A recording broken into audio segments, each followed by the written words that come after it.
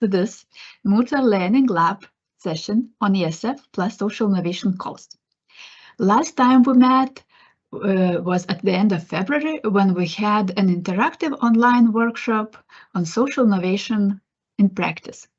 We discussed social innovation priority in ESF Plus programs and saw a wide variety of approaches adopted by member states to dedicate at least one priority to social innovation. Today, with this session, we are moving one step further. We will be discussing ESF Plus calls for projects implementing ESF Plus priority. Just to remind you, the aim of this community of practice is to become practice-oriented, to support ESF Plus managing authorities implement the social innovation priority. Therefore, it is based on the information provided and the needs you expressed in response to the short online survey on 5th of May. So, before diving into today's program, I would like to invite Michael Grosse from European Commission to say welcome words to you all. So, dear Michael, floor is yours. Thank you, Civile, and Corinne. Thank you for preparing this meeting and for running it. I'm very pleased to be here today with you, and I'm also very pleased about this format because I think it fits very well the community of practice. Amel and Civile and Vera in the preparation, they said this is a lab. We are trying something. This is mutual learning. We are sharing. Amel and Vera and Civile, we have together defined 4 topics that we believe you're facing all, that are when you are moving from the program where you have your priority on social innovation to launching a call. And these topics are mentioned in the agenda. So it's about the selection criteria, it's how to support the beneficiaries, about the funding, and also how to set up some internal guidelines. We have chosen for all of these areas, we have chosen one practice that we want to share with you, or you're going to share with us, and this will serve as an inspiration. This is not a best practice or a good practice. This is one way of doing it, and it depends very much on the situation in your member states and your experience and your goals and your means. So this is really to kickstart a mutual learning. So I'm very curious to see what will come out today. Just before I asked, we said we had about almost 40 participants signed up, including speakers from 18 member states. I think this is very good. We know that in some member states, they're bigger member states, there's a diverse landscape. There's maybe also some internal network where you can share what we have done today. I would strongly encourage you to do this, to speak about these events, to invite your peers to participate, to also do some mutual learning within your member states, because that's all what we want to achieve with this. And I think that's it from my side. I'm very curious to learn as well, and I'm giving over to Civile, back to Civile. Thanks. Yep. Okay, thank you, dear Michael. Thank you for pointing, the right moments for further discussion. And let's move on. So before we dive into the topic, you all are very interested. Let's see who is in the room today. Sadly, it's not possible to invite you all to introduce yourselves personally, although we believe it would be very useful for the future. Anyway, we would like to give you a sense of who is participating today. So let's see. Let's have a look at the overall picture of registered to this meeting. As Michael mentioned, we have 18 countries. We're happy to have all you here. And these countries, let's see, we have participants from Belgium, Croatia, Estonia, Greece, Italy, Latvia, Lithuania, Luxembourg, Netherlands, Poland, Portugal, Romania, Slovakia, Slovenia, Sweden, Bulgaria, Cyprus, and France. We made this slide before registration, and it's really impressive and variety of countries. But if you don't see your name, maybe you registered after, so please put your name in the chat and let us know you are here.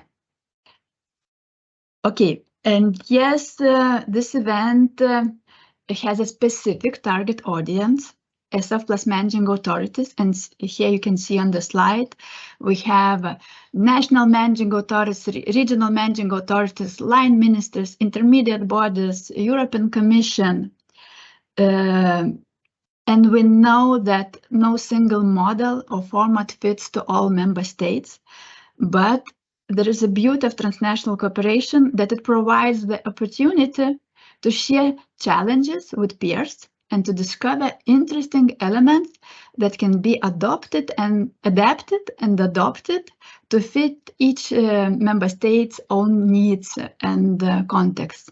So, seeing your colleagues today, please use this opportunity to find and get to know your ESF Plus colleagues. And in a couple minutes, you will hear an overview of it from Armel. And let me use this opportunity to thank you all who shared info. We promised that this community of practice will use the need-based approach. And we built this session, it was mentioned both also by Mikhail, upon the needs expressed and questions raised in the short online survey. It would have been impossible to do this kind of session without your input. So thank you very much. And now I will give the floor to Armel Adam to make overview of this survey. Thank you, Zivila, and good morning, everybody. Thank you for joining. Thanks a lot also for the survey, because there was a vast majority of you who could fill in this survey. And as mentioned earlier on, it's really key that you do provide this information, which is nurturing our common knowledge. And I know that sometimes, especially the month of May, was very packed because full of holes with bank holidays, and so a big thank you for everybody. Plus some additional information from bilateral exchanges with several of you. When I was looking for examples, you provided more explanation, really enthusiastic, and that's very much appreciated, really, because the willingness to share with others is fundamental, because you're in your own country, you know what you're doing. Generally, you don't have time and energy to know what the others are doing. So this is really the space where we try to provide you with this type of information, this EU overview, because you can't get support if you don't know what the others are doing. It's as basic as that. So next slide, please. You're all doing the same thing, implementing the social innovation priority that you had to have in one of your program, but you're not doing the same thing. In fact, when we go a bit deeper, and you know that because you all have different contexts, administrative, financial, cultural, I mean, the culture of work as well is different. Therefore, under this global common heading, yeah, we all do have a social innovation priority. The way you implement it, the ways are very different, and that's what I discovered when I went through your information, and that I'm going to try to share with you. So just to tell you that this is not exhaustive. This is a table that reflects the situation from the information you provided. There is no other source of information anywhere. It's only from you that we can have this information and know what calls are launched about what are the ones under preparation. And it's true that among the 34 answers from 19 member states, which is really nice, the level of information was very different also. Some could just provide the number of calls, but had not yet the information about the topics, etc. So, but you see that it's the right timing, as we were saying, because very few member states have not started at all. So I guess that from the past experience as well, from the past period, even if there was no dedicated social innovation priority, some member states already launched calls on social innovation, and you will hear some today. But also now with rules which are a bit different, the moment is there for you. It's really your space, your moment. So this format is a bit of a test as well. It's a bit of an experimentation because it's yours, and we'll focus on social innovation priority again, even if it does not reflect the reality, because we know social innovation is also supported in other priorities. But for the moment, it's easier because it's visible and dedicated. And we will also, and that's important, focus on social innovation only, which means that you all have questions about selection criteria, but we will not tackle those which are related to mainstream ESF projects, because here we're really going to dedicate the session to social innovation calls and their specificity compared to what you do normally, to make it brief. Next slide, please. So I tried, you will have the slides, don't worry. We tried to compile the information that you provided. And here are the calls which are launched already. So you can see from 7 countries, the calls which are already on. And it's really interesting because you can already see from the topics the difference in terms of focus. When you read some of them, you read, for instance, the call from Austria, you already have the target group in each, you know what, you have an idea already. When you look at others, which are much broader and open, you really have to go to the call to know exactly what it's going to support.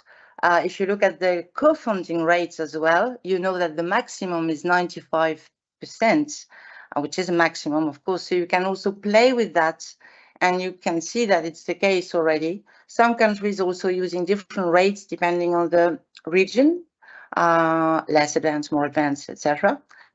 And it's also very different in terms of eligible organization and final beneficiaries.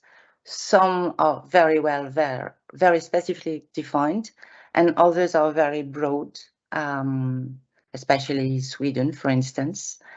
So it already shows some big differences. And the whole thing is to understand why, because as it was said before, no model fits all, and it very much depends on your context. However, there are some commonalities, some practices that can be helpful, some elements of the practices from the others that you can use, that you can learn from, and that's the objective of the session today. We asked 3 questions, 4 in fact, specific to social innovation. We wanted to know, without knowing in detail, if you had social innovation specific selection criteria, what is the difference between a social innovation project and another mainstream project that you support with ESF? Do you have specific social innovation criteria? The second question was about the process. How do you select them?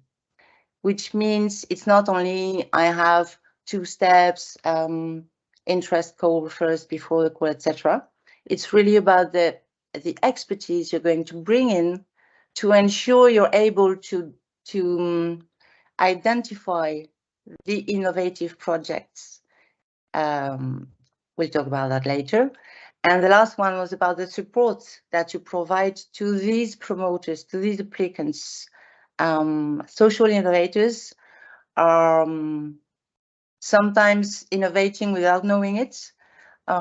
So it's also about reaching unfamiliar small organizations and helping them to really provide good proposals focused on the topic that you want to tackle. Next slide, please. I'm looking at the time. That's the same table, a bit bigger because it's about the calls in preparation. If you don't find yourself in these tables, it's just because the information provided in the survey was too little. There was no information about the topic or what, so don't worry. It's just that we took the information from the survey, and you can provide more information after this session that will always be useful to be shared with the others. We can provide an update regularly if you wish, if you find it useful. So here, as you can see, again, 6 countries have calls in preparation, also very different. One thing maybe I should highlight is the fact that some calls are dedicated to projects, as we know, and others are very specific and a bit different because they are focused on the ecosystem. They're a bit more institutional, supporting organizations, entities, and national competence centers, for instance, which is very interesting. However, we're not going to discuss these ones today because you will be told later on there's a working group which will be dedicated to National Competence Center. So today we'll focus on the social innovation calls, which are really focused on the projects rather than the competence centers and the whole ecosystem. However, it will be a bit of both. So now I will try to explain to you what we are testing today. Next slide, please.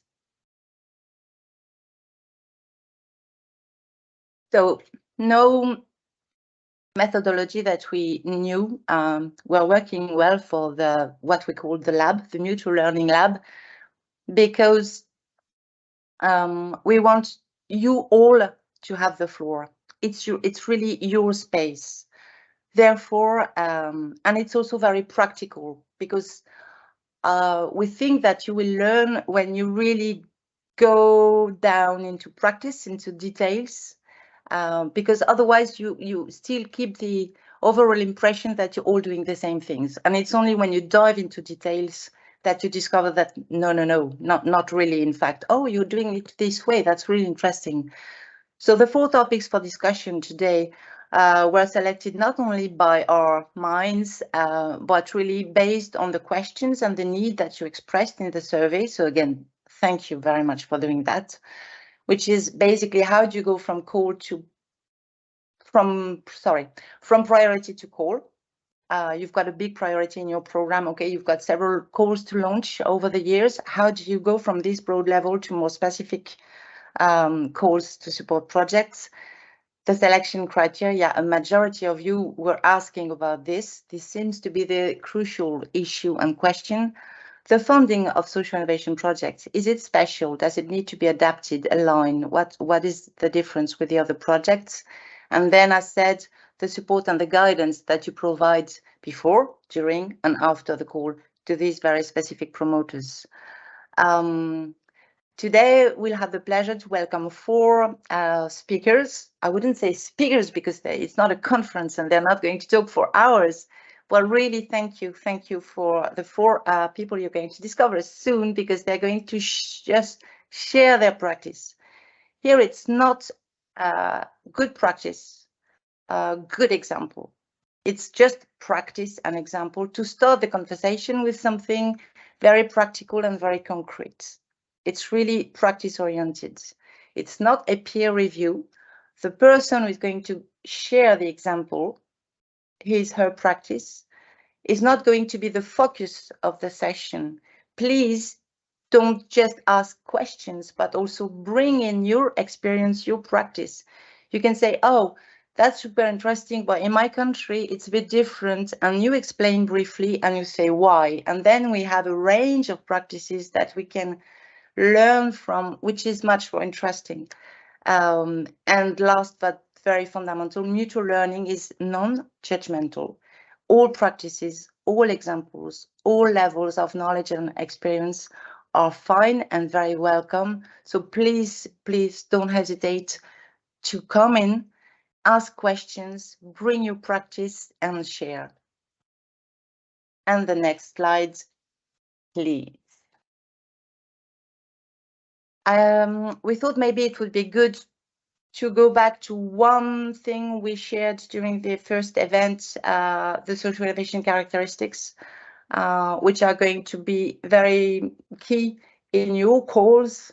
So social innovation and social experimentation basically have this clear intended primary goal of create positive social change. We said it's different from other types of innovation that create positive change, but it's not their main purpose. It's incidentally. Identified social needs which are not satisfied. That's the root of social innovation. That's the need. Otherwise, you don't need to create, you don't need to invent, you don't need to innovate. Here, it's because there's a social need, not satisfied, not well satisfied, that you need to invent and create a new solution. And then the new solution itself, the innovative response, which is very often an issue, how to assess if it's innovative or how innovative it is. It's relative, it's really in your context that it has to be innovative. It's the solution itself, which is produced. It can be a product, a model, a service, an integration of service. It's the solution produced, but it's also the way it's produced. It's collaborative by definition. It's never one person alone. So you will see that some goals, for instance, will only support local networks, local partnerships. Done. You're not funding one project if it's not collective and collaborative, but there are many other ways to do so. So social needs not met, innovative solution, the solution, the way it's produced, and an overall aim of achieving a positive social change. We're not innovating just to be innovators. It's really to make a change and to improve the situation of people, organizations, territory, which are in need. Now I think we can start the lab, as we call it. And I would like to have the next slide. Thank you. So from now on until the coffee break, we will discuss two topics, as said, that were chosen based on your needs and questions. And the first one is really to link it with the first event. How do you go from your social innovation priority to the social innovation goals? We saw that the social innovation priorities were very different approaches, some very open, some super focused with already nearly everything. The priority is nearly already a core. So how do you do that when you have a very broad area which has been defined? How do you decide what specific topic, what specific needs you're going to tackle? How do you assess the scope?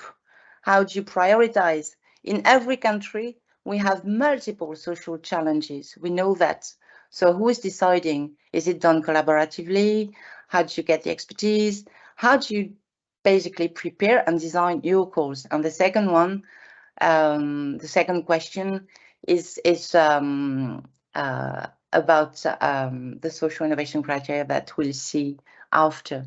And I'd like to invite and to give the floor to our colleague, Connie, from the ESF Council in Sweden. And Connie accepted, thank you very much, to share the way they do it in Sweden. We had the presentation from Johnny in the first event. I call you all by your name. It's easier because the names, I'm pretty sure I'm not going to destroy them. the family names, I would not be so sure. So Connie, please, I know that you have this action plan that was presented by Johnny, 4 big priority areas, and you started I think you're among the countries with the most calls already launched and one in preparation on circular economy. So can you explain to us how you do that in Sweden? I will try. Thank you. Thank you. I hope I can answer the questions you're looking for here. Nice to see you all. My name is Conny Göterefors. That's how you pronounce my family name. I was right not to say it. It's okay. I'm a national coordinator at the Swedish ESF Council, and I also coordinate the social innovation priority along with Jonny Karlsson. He has the bad taste being on vacation in Italy right now, taking it easy and relaxing. So you have to deal with me today. I'm new to this group as well, and I'm rather new to the social innovation priority as well. So I will begin high up top. You can change the slide, please. The Swedish program has a total funding of 1.6 billion euros, of which nearly 34 million euros are allocated to the social innovation priority. It's not that much money, and the co-funding rate is, I want to say 5%, but 95% is the correct way to tell it. And as far as we understand, we have an extremely open approach on which type of actions we choose to finance. And we target unemployed, employed, persons in transition, organizations, authorities, companies, and other entities as well. You can change the slide as well. Thank you. I will briefly go over the Swedish program and priority and give an example on one of our calls, innovative establishment on the labor market. I will also try to explain how we decide on calls when we have such a broad approach to the priority. And all our calls are derived from the national program, of course, and our national action plan that Johnny talked about in February. The action plan covers all priorities, and the national action plan is designed by the Swedish ESF Council with the support from civil society, NGOs, authorities, local and regional government, and other entities. The input has been collected by workshops, scientific reports, and statistical data collection. And the plan has to be approved by a supervising council that is appointed by the Swedish government. The plan is revised once a year. Has someone the microphone? There's an echo. Echo, yeah. The action plan is revised once a year to be held up to date as well. And it has to be approved once again by the supervising council appointed by the government. And as you see, the national action plan has 4 prioritized areas: green transition, labor market in transition, skill development and lifelong learning, and social sustainability. The call innovative establishment on the labor market falls under social sustainability firsthand, but touches both labor market in transition and skill development and lifelong learning. The areas are not mutually exclusive, and many of our calls in the program touch on multiple areas. In addition to the action plan, we have set up subgroups or teams on the Swedish ESF Council on our national unit targeting knowledge and expertise on different focus areas. The subgroups or teams gather information, draws input from reference groups in the area to obtain better knowledge on the challenges in each specific area. A representative from each subgroup are also part of a task force planning the calls for the next 2 years, with some flexibility in mind on year 2. That plan is also revised a couple of years in order to address swift changes in the other identified challenges. In designing the calls, a national coordinator is appointed to take the lead on the call design with help from a couple of other national colleagues. It's up to them to make a broad call or a narrow call, depending on the challenge. So it's really up to us, the guys on the floor, to take all the information from the program, from the action plan, from the prioritized areas, and we have such a red string down to the call itself. You can change the call. Change the slide. Thank you. As for the call example, innovative establishment on the labor market, the identified challenges derive from the data and other input gathered in the action plan and from our subgroups. And it's not only focused on the establishment, but also on bridging the gap between target groups and the use of societal services and increasing the level of trust to society. And the call is deliberately broad because the Swedish ESF Council is not the experts on the actions or methods chosen to mitigate the identified challenges. We don't want to put more constraints than necessary on the projects working with new methods. In the call, we have mentioned neighborhood mothers in Berlin. I think you've heard about them as an example to address the same type of challenge. Although the methods and the target groups can vary, our aim is to increase inclusion, increase the use of societal services, and that individuals in the target groups get closer to work and studies. And in Sweden, we have a really strong focus on the labor market, so all our actions points to the labor market, getting closer to it. The focus is the need for new innovative methods to reach our aim, and we have a possibility to upscale these good examples of social innovation in this call in other priorities in a couple of years as well. We also see a huge possibility in working close to our National Competence Center to gain knowledge and expertise and aiming relevant calls to the challenges at hand as well. As for this call, it's 3 million euros. The project time is 24 months, and we have a ceiling on how much you can apply for. So it's about 800,000 euros. So we don't get these big dragons taking all our money. So we get at least 3 or 4 projects. Thank you. I hope it was all right, and I held the time as well, I think. Thank you very much.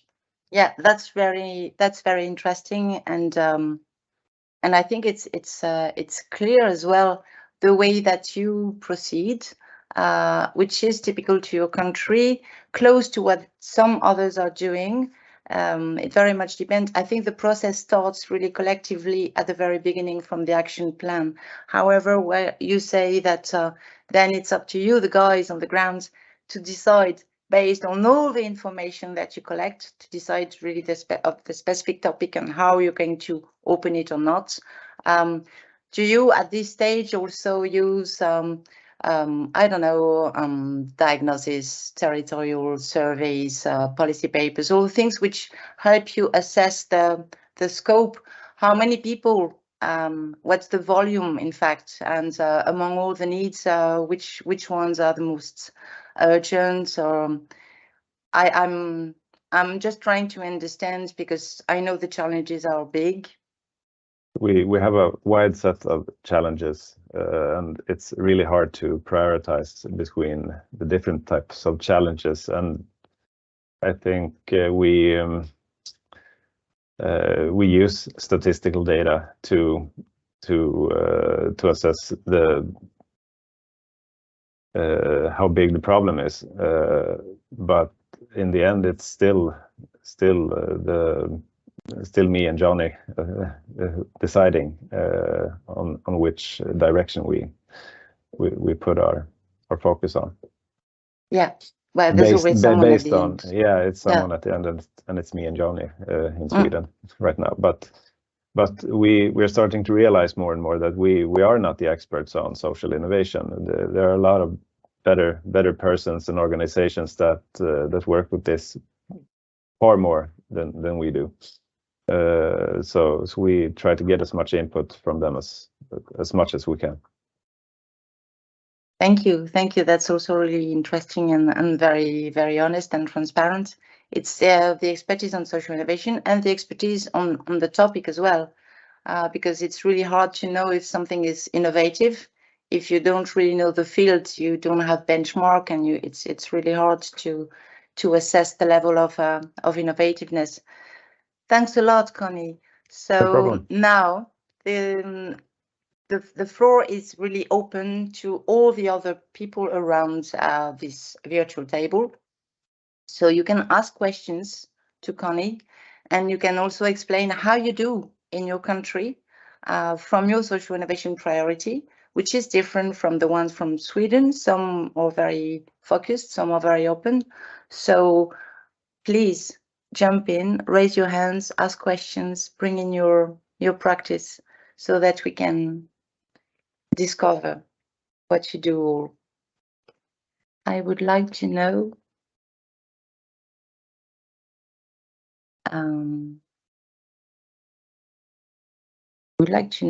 I can't see them. It's the KPIs, the key performance indicators. On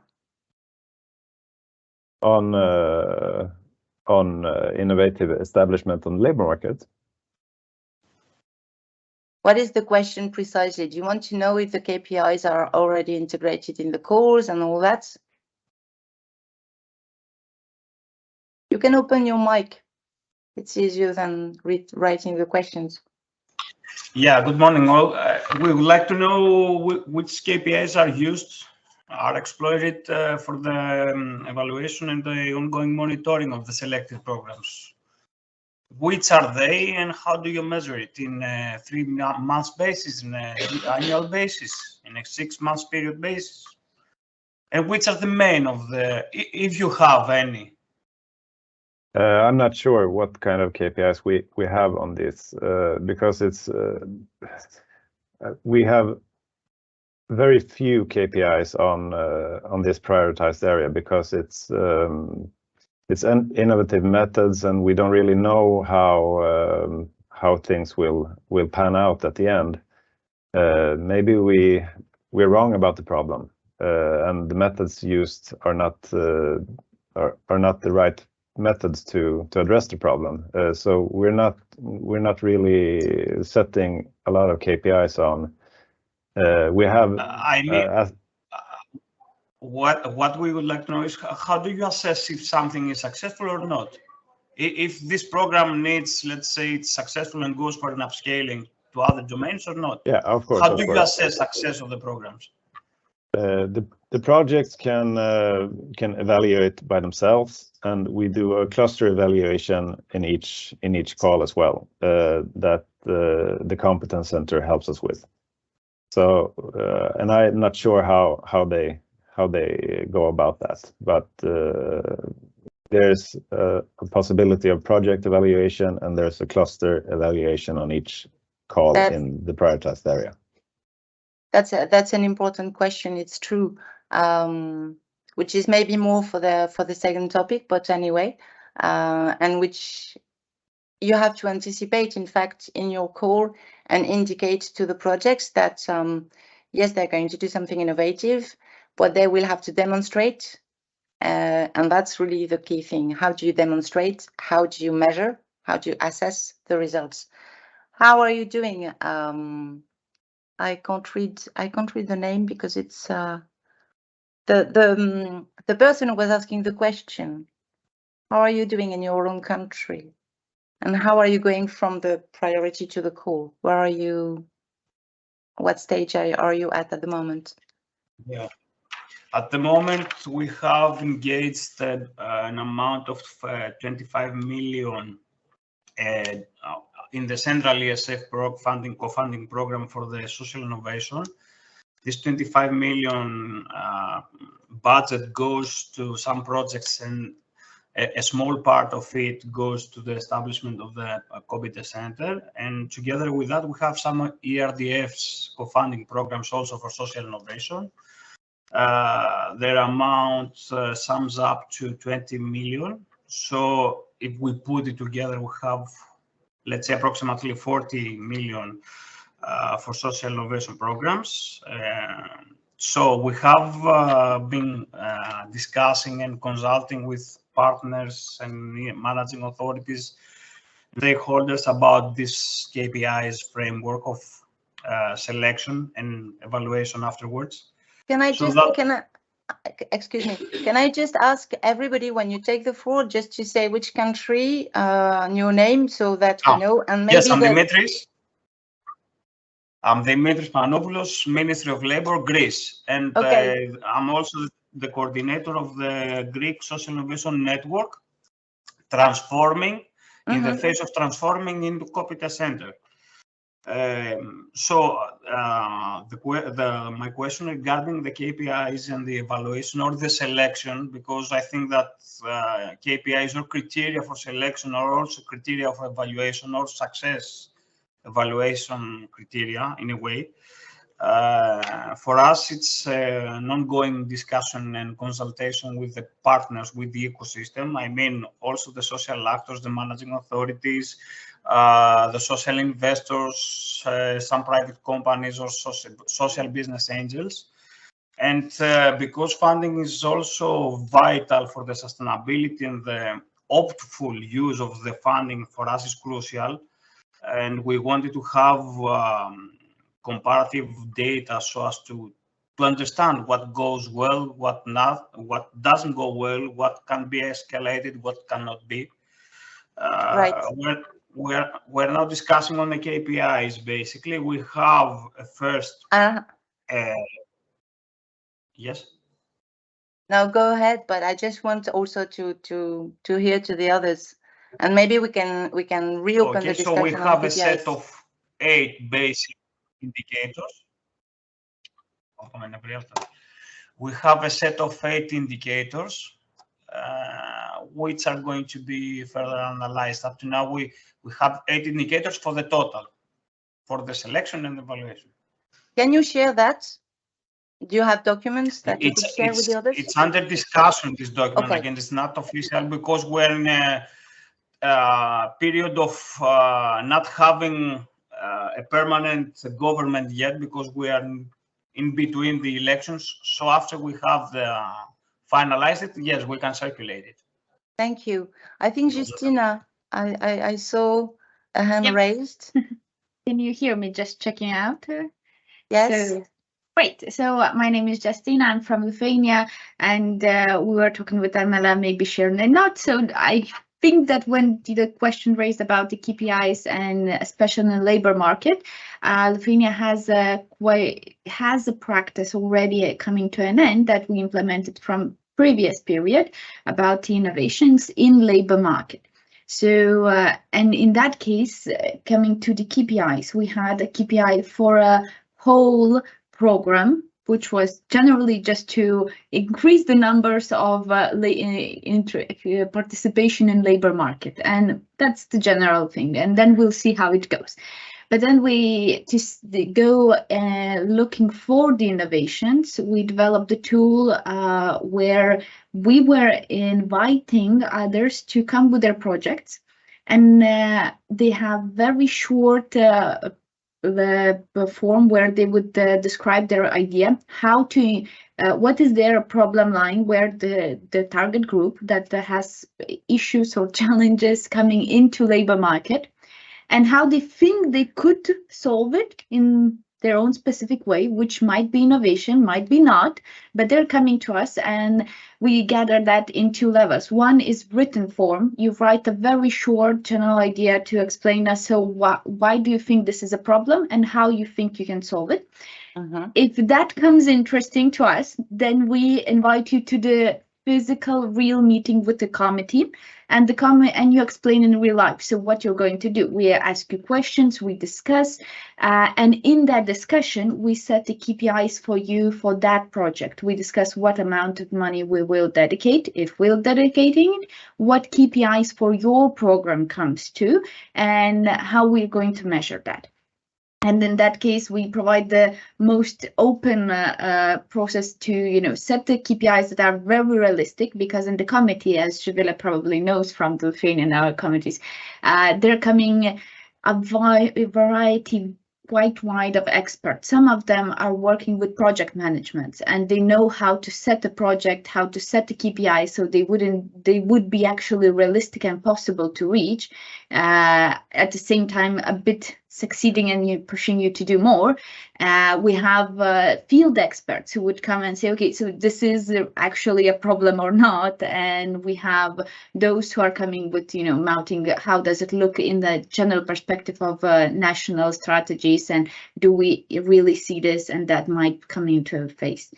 So that was our example, how we did it. We will have the review of this program, I guess, at the end of this year. It's something in between, because we're still finishing and prepping for next period, because it looks like it helped us. The KPIs were not too high. Organizations were able to come into, and probably the most important part for us was that we did not put too much of an administrative burden for those who are doing the activities on the ground. They do not have to write like a long forms of projects, so how we're going to do, and and explain us in written form when they want to just go and do Christina, things. I have to ask you to hurry up. So that's it. I'm sorry, I have to, I really don't like that in my job, but I have to stop you sometimes, because I want everybody to have a little bit of time. And Vera is raising her hands. Although KPIs are really weak, I let you go because that's the topic you want to discuss, and it's the rule of the game. But KPI is more under selection criteria than here. How do you define the specific needs you're going to address in the calls? Vera, please go ahead. Good morning, everyone. I'm Vera from Portugal, and I just wanted to share what we are doing, some insights really quickly. So first of all, just to let you know that currently we have 5 calls under preparation, 1 under the social innovation priority, just to let you know. And to go to Dimitri's question, the way we do it is we make a difference between selection criteria and KPIs. So meaning we have a clear, like, let's say 8 points for our selection criteria, and we adapt those points from instrument to instrument, because in Portugal we have around 4 to 5 funding instruments, different funding instruments. And then in terms of the KPIs, in a way we are like Lithuania, we keep it simple, but at the same time the KPIs are provided in the application form by the applicants. They are the ones defining the KPIs for the intervention they will do. We just, when we evaluate, obviously we try to understand, and if it try to see if it match with what was asked in the selection criteria. And then how we measure success at the end is to see if they match, or if they were able to perform according to the KPIs identified in the call. Because we do that because we want to fund as much as possible experimentation out there. Obviously, it's not focused on volume, but we could never do such a participatory methodology at the beginning. We do it more at the end. What does it mean? And I'll talk about that later. We try to accompany the execution of projects. So if needed, projects can adapt their KPIs along the execution phase. Thank you. Thank you. That's a super good transition, Vera. It was not planned, but it's really matching well. I see there's another, Teresa Fiorini. I'm going to propose to switch to the second topic, because otherwise we won't have time. But maybe, Therese, 1 minute. Yes, sorry, just if very it's not quick. about KPI, otherwise you keep it for the second point. It's a little bit on KPIs and on what Vera just mentioned. So, as I'm understanding, there was a distinction between the selection and the KPIs. You're from which country? Sorry, from Malta. From Malta. Thank you. I'm responsible for the ESF management fund. What I wanted to ask is if the KPIs are linked and set by the applicant. My concern there would be that some applicants might be more put more pressure on themselves than others. So it's also about what standards we allow them to set in terms of the expectation of the quality of the KPIs expected, because as I see it, if we are for social experimentation, a KPI of measurement of success could be they would want to understand if what they proposed in terms of a model works or not. So is a KPI to understand if something is working enough, or is it of how much you achieved the expectation in terms of KPI? So that fluidity to me would be some sort of guidance that the managing authority would need to guide, because otherwise we could have anything under the sun by applicants in terms of KPIs. Just I'm putting it out there because it's okay. Okay, then we can switch to the other topic because it's also really related. Anna, it's your turn actually to share your example. Do you want to add something now? Because I would really like you to share. Yes, I had just one question, but I didn't want to speak about KPI. I really liked the way Sweden is preparing their teams and searching for their teams for social innovation. It's very well planned, and I think it's also a very difficult process. In Poland, we tested different ways to how to see in which areas we could launch social innovation call. And now we try to be very active and really listen to different people, organizations, individuals to search for this inspiration. And I had only one question to Connie, if I may. Please. Thank you. You mentioned about this task group for each team that is working on social innovation call. Do you mean that they focus only on social innovation calls, or they only prepare the calls, the standard calls that are not innovative but in this area? There's a task force for each call in each prioritized area, and the social innovation call falls to me and Johnny. We are coordinating the social innovation priority in Sweden. Okay, but these are the task force for different teams in which you launch the social innovation calls. Yes. Yes, it is. Okay. Thank you very much. That's all. Thank you. No, thank you, Anna. It's interesting, and it's interesting to compare also. And you have a long-standing experience on social innovation, so that means that even if you're experienced and you've been working on the topic for long, you can still discover how the others are doing and learn from their practice as well, which is the aim. I'll let you go now very quickly because we have a second point to discuss, which is very interesting, and we already started, in fact, because now it is not only how will you assess the results of your project, which is a common question to any project. In fact, it's just more difficult for social innovation projects because you have no benchmark very often. You're doing something new. But now, what is really specific about the social innovation projects? What's the difference, and what are you going to put in your call that allows you to really get the innovative projects that you want, which are focused on the topic and the needs that you want to address, and how do you assess their innovative dimension? So, Hannah, how are you doing this in Poland? I know you have an experience from the past. I suggest everybody to go and have a look in the upscaling guide, where the example of how Poland is doing is very well explained.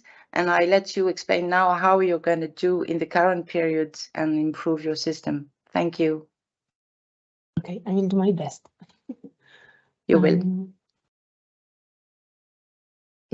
Thank you very much. Good morning once again to everybody. I work for the Polish MA, which is also the intermediate body for the social innovation priority within ESF and within ESF Plus. And today I was asked to show you how we assess, how we select our micro innovation in the past and how we will do it in the future. I'm aware that this kind of call is quite specific, but I will try to give you the whole and brief overview. The next slide, please. I will show you the example of the initiative that we support within ESF and we plan to support also within ESF Plus. This initiative is connected with the work of incubators. We as MA, we launch a call for incubators. The incubators are the public and private institutions that are working in different areas, in social inclusion, in education, in employment. And they have three main tasks. They have to find innovators. They have to support them in the whole process of the experimentation. So by tailor-made advice, by counseling, by giving financing. And at the end of the day, they have to select the best innovations that are the most effective and disseminate them. And at this stage of the call, when we look for incubators, we do not have any very specific criteria on innovations, because we look for the organization, not for the innovation. But at the same time, we put the attention on the criteria related to experience and knowledge of the incubators as a institution and of the staff of this incubator, and they have to have knowledge and experience in selecting innovation and in assessing whether a solution is a new solution, a new tool, a new method is a new one, is innovative or not. So in direct way, we look for the institutions that are very well settled in the team and in innovation as well. At this stage, we also assess the whole idea of the incubator, how they want to proceed, how they want to incubate. So basically, in your call, you're not funding social innovation projects directly, you're funding social innovation incubators who themselves are going to find, support and fund social innovation projects and social innovators. Yes, this is one of the calls I present today. We have also other calls that in which we look for social innovation methods, but as such, but it's not I'm talking about today. And once the incubators are selected, they look for innovators. And these innovators are small organizations, individuals, sometimes people experiencing themselves various difficulties. The innovators must have an idea on a new solution, which we call micro-innovation. They look for innovators and they select them using different methods, stages of selection and criteria. It's always an original concept of each incubator. But most of them use the funnel method, we call it in Polish. So they put into the funnel a lot of different innovations. They work with them, they select them at the different stages, and at the end, they stay with a very limited number of innovations that they want to test and verify in practice. And this process I would like to show you on in the presentation, but by giving you the information about the criteria and the method of selection in one of our incubator as an example. So the next slide, please. And again, the slides will be shared. Yes, because I will not go into details, but you could see them on the slides. This is the example of one of the incubators and their method of selecting. In this incubator, we have, I would say, we have 3 stages of selection. They use, in these stages, they use very often the same criteria, but they put accent differently, and they go deeper in the assessment in each stage, and I think they also increase the requirements to the innovators. So at the first stage of pre-incubation, they select the initial, really very, very initial ideas, even problems to be solved. And at this stage, 3 people, internal and external experts, give opinion basing on 5 criteria. Potential of the innovator, so his experience in the thematic area, for example, in employment, education, and in developing innovative activities. Then they check the importance of the problem. So how important is the problem and what is its extent? They also check this adequacy of the solution to the problem. So of the solution the innovator proposed as an innovation. They assess innovativeness of the solution, but at the scale of Poland. And this is something that is the requirement for the whole call, that we look for the innovation that are innovative, not only at local or regional level, but they have to prove that they have something new at the level of the whole Poland. We do not look here for a second wheel, but we still want this innovativeness at the scale of the whole country. That's very important, really, and to already define the scale. It has to be innovative, but at the scale of the country, and you have to demonstrate it. Yes, they have to prove it. Yeah. Yes, and then they discuss with them whether they agree or not. Yeah. To ask you to hurry up a bit, Anna, because I see the time is flying. Sorry. Okay. Then they also check the potential. Please, only could you come back? Okay, thank you. They also check the potential of the idea for implementation, sustainability, and scaling. Yes, and after selecting, at the stage of incubation, innovators are supported for 4 months. In refining their idea. So they deepen the diagnosis of needs, they make the idea more detailed. And after these 4 months, they go into stage of incubation. The next slide, please.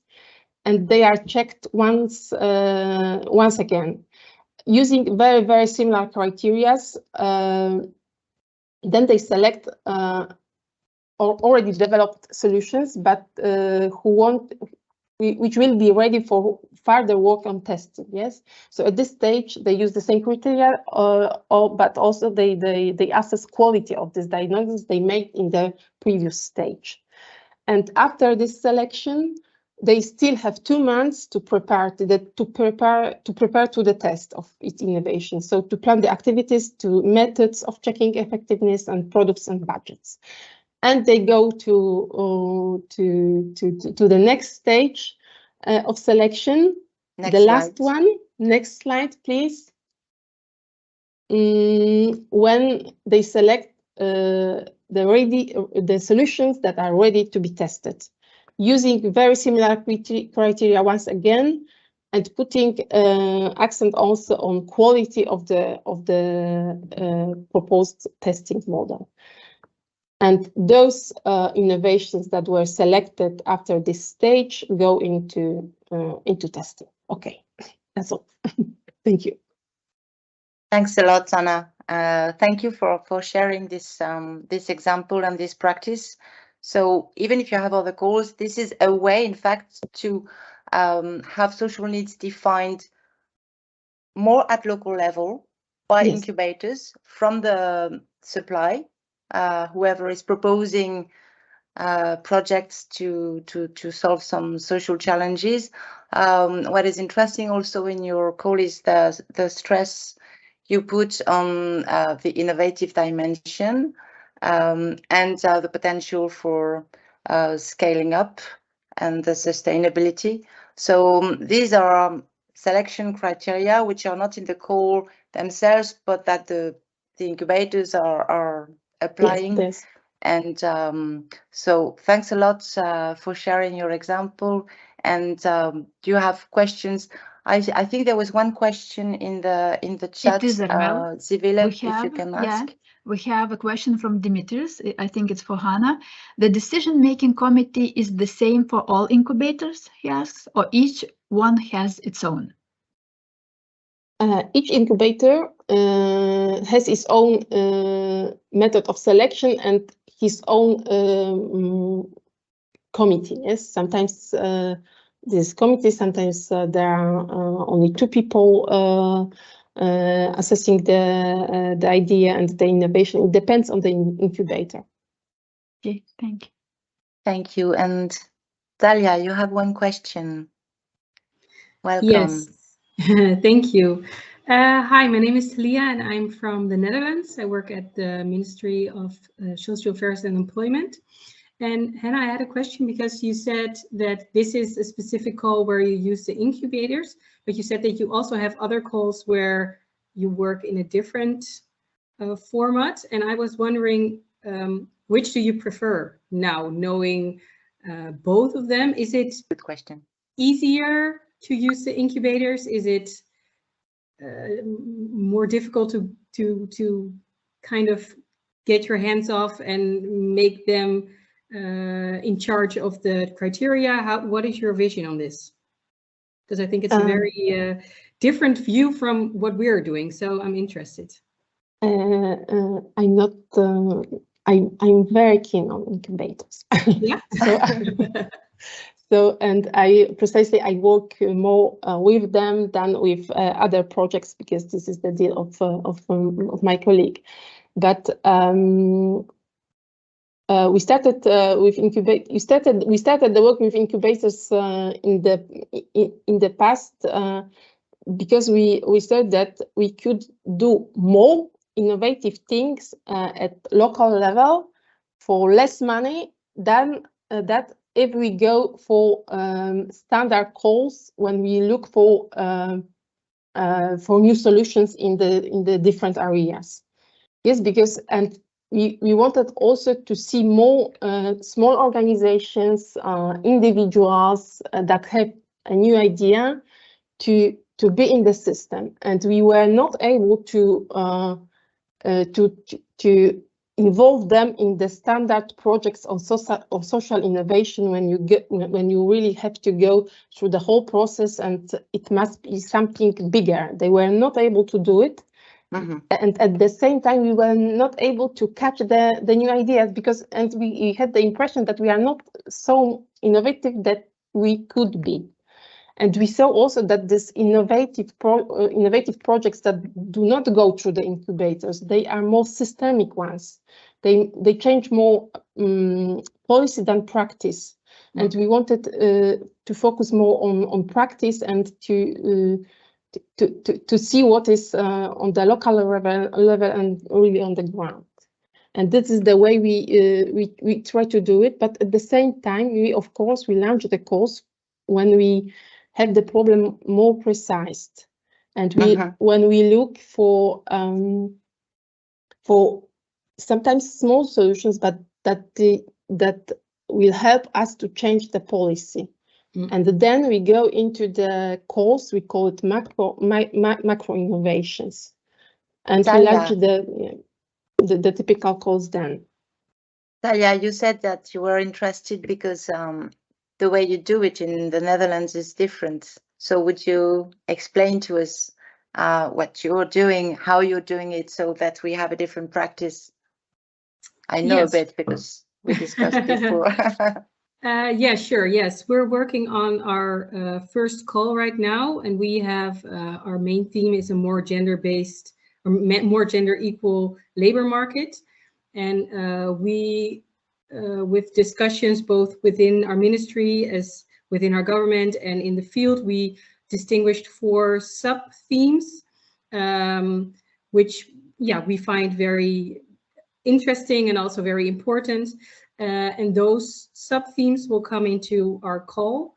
We're not sure which modality we're going to use, so we're leaning towards I don't know if it's an English term as well, but a tender, so a subsidy tender. So you put it out there, and then various organizations can kind of, yeah, they can respond to the call, and then the best calls are chosen and they get the money that they asked for. So it's not first come, first serve. So we really, it's open, and then the best practices are chosen and they get some of the money.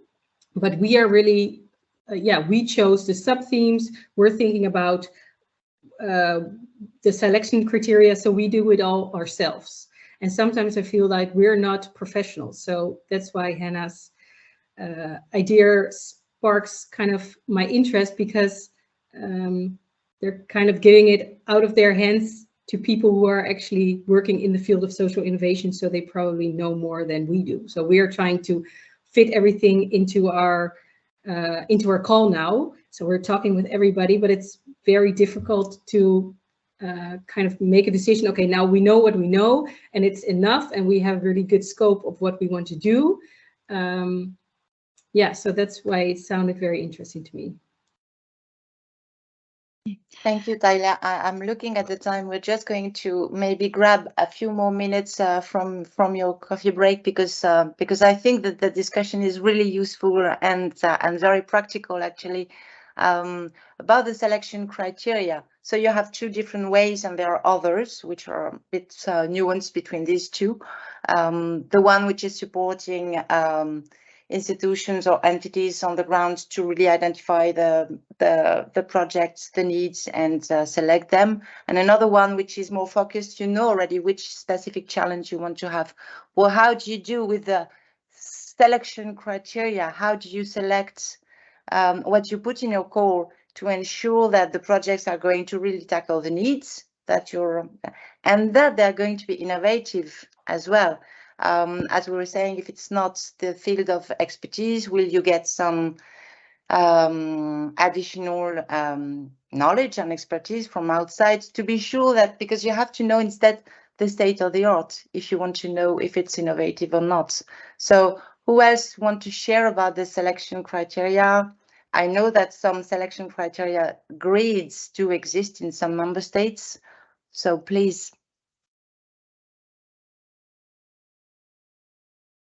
Dear Mel, if nobody wants, I just want to remind that we have a question in our chat for Hannah. So while others are thinking for the question, maybe Hannah can respond to it. Who are the social incubators in Poland? Or are they civil servants, or are they also selected by calls? Are they private actors? Yes, I wanted to. Was a question from Robin?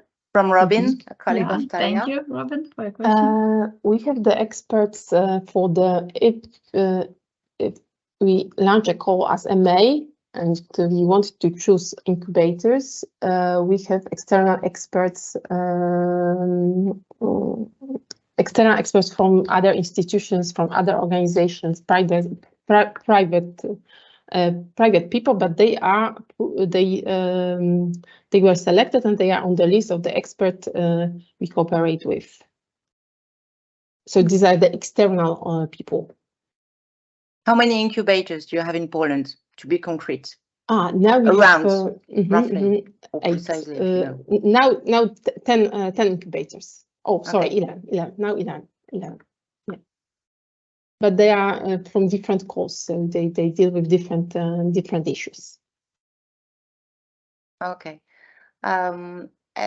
Any other questions in the chat that I don't see? No more. You can, I mean, this is a sort of first contact, because we know it's always frustrating, we lack time, but please do carry on with the discussion after the meeting. Contact each other bilaterally, because we won't have time to cover everything. Vera, please. I just want to give a short contribution in terms of selection criteria. One of the things we make here, we have already established the selection criteria that varies from funding instrument. And also we take into consideration if we are funding direct intervention. So projects that are working and dealing with the end users, or indirect intervention. So like social incubators or accelerators, the selection criteria is different. Obviously, we also make a difference between selection criteria for match funding grants. So which is the selection criteria is more based on the social problem, the potential for impact, the sustainability approach, the experience of the entity.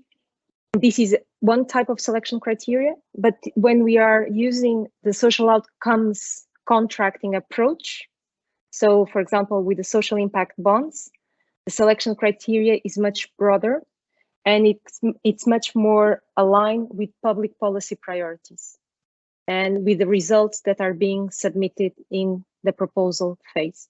So just to say, we have a common selection criteria based on the problem, on the level of innovation and impact that is transversal, but then depending on the type of funding and if it's direct or indirect, we make different sub-selection criteria. That's super clear and really to the point, Vera. Thank you. If you have any documents that you can share with the others, please do.